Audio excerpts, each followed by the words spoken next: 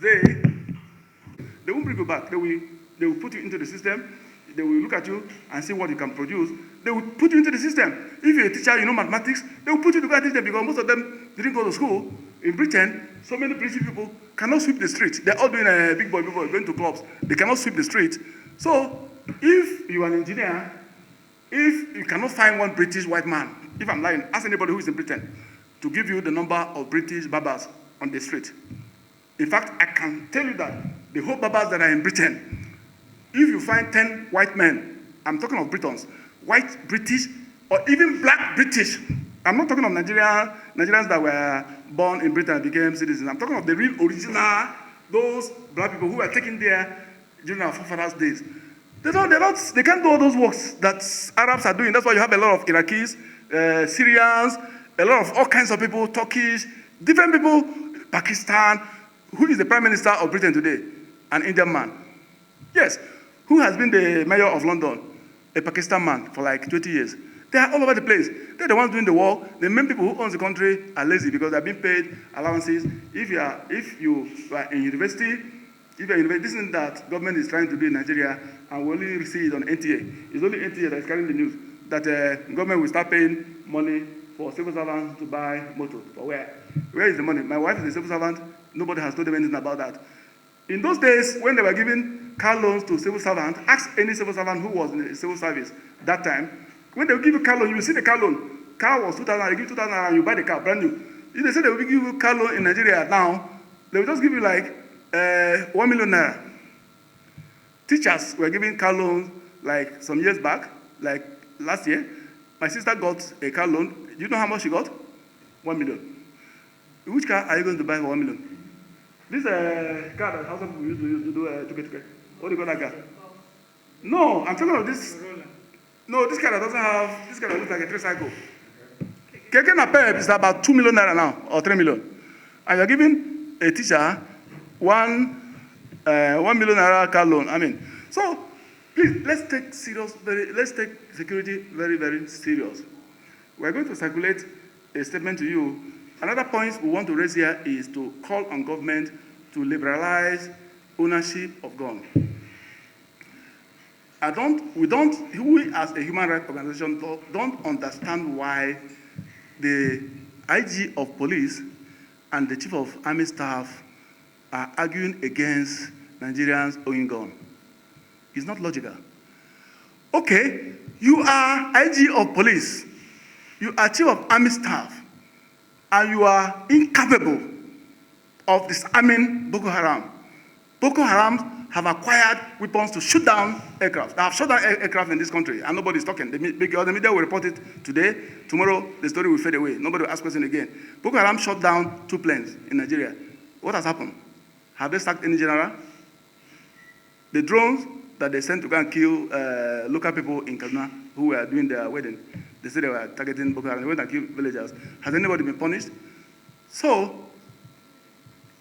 why not give Nigerians, if you don't want to give us AK-49, give us AK-47.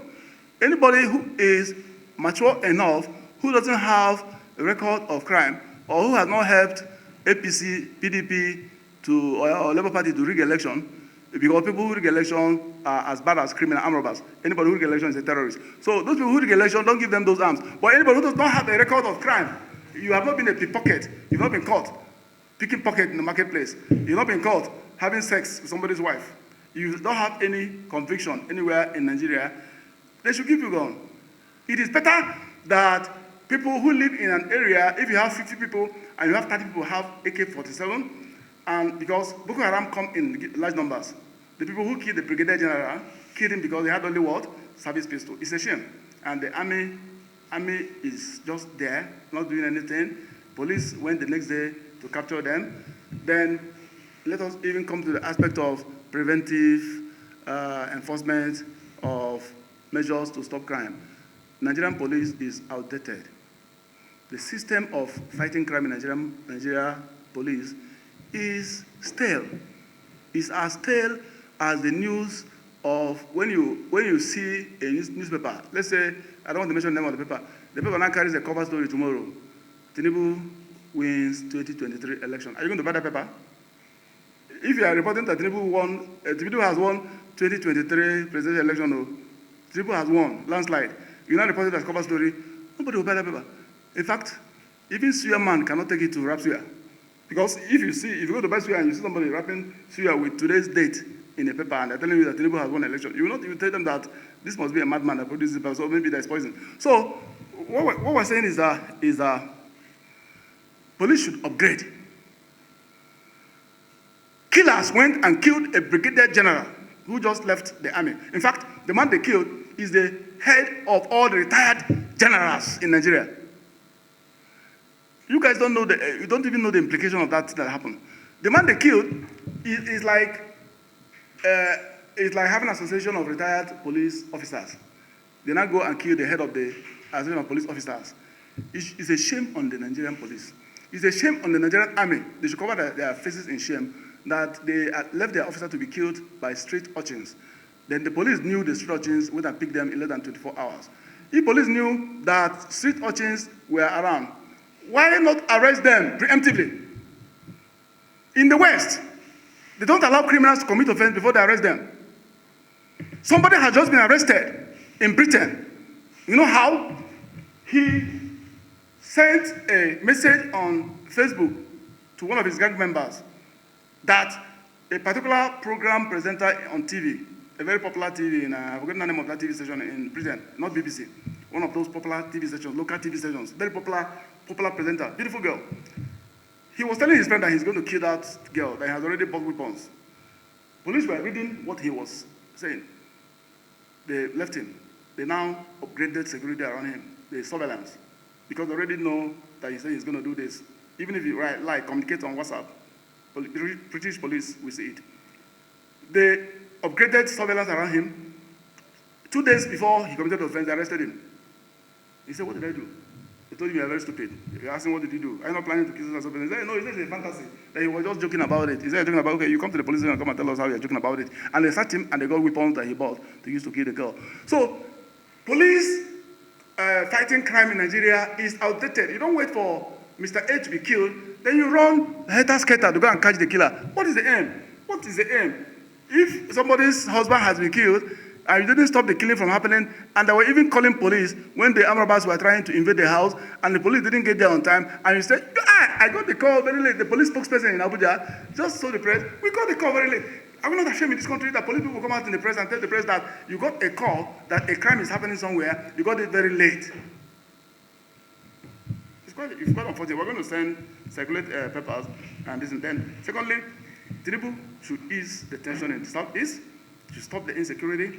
Tinubu should arrest Asare, what's his name?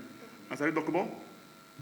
Asare Dokubo is on record after visiting Tinubu, his friend, where he said he was engaged by Muhammadu Buhari to go after bandits. Well, you may say, well, it's okay, it's a good thing now. So what is bad about him going after bandits? Yes. Okay, so what is bad about giving us guns? If you're going to authorize Asare Dokubo to set up army, why are you not giving us guns? So you want Onwuibiko to be killed by 20 bandits, then you will start talking rubbish in the press that they will not go unpunished.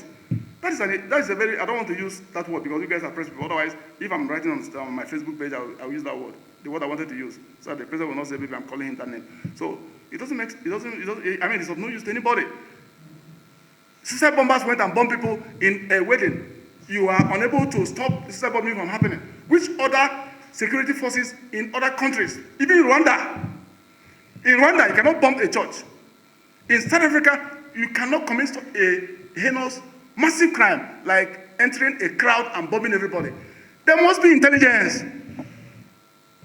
In Nigeria, the police has the capacity to monitor your phone. The DSS has the capacity to monitor your phone. They monitor some of our phones. They monitor my phone. They're all activists. Now, phones have been monitored.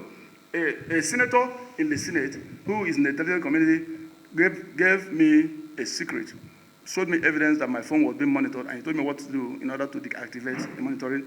If you do it, they will still do something. So you have to keep doing it in order for them not to keep monitoring you. The GSS monitor certain people in Nigeria, and they monitor most people. That's why they're able to see if you do some communication. You may not post it on your Facebook page, That's why sometimes DSS will tell you that if you are going to mosques in Kano, please be careful. They are monitoring communications. They are monitoring communication. These people who bomb communicate with each other. Either they use Arabic language, or they use Hausa language, or they use Fufude, or they use their own, what do you call this language they speak in Borno State. So there are all kinds of tribes in DSS. There are Igbo people in DSS. There are Yorubas. There are Kanuris. There are TV. All kinds of tribes. So if I'm committing a crime and I'm using Igbo language, and I even decide not to use Central Igbo language, and I use Abakaleke Igbo, there's somebody in DSS who hears the Abakaleke language, who will decode it and say, yes, this is what the person is saying.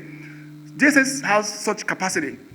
So why are Nigerian Army, Nigerian Police, Nigerian Navy, Nigerian Intelligence, we even have what they call NIA, we have DSS, and you have these intelligence agencies where we spend not less than 100 billion every year, and people are being bombed to death, people are being killed, and we still have these agencies. Please, can we close down NIA? Can we close down the DSS if they can't stop people from bombing churches? If DSS cannot stop kidnappers from succeeding in their attacks, please, can we shut down these security forces so that we can begin afresh?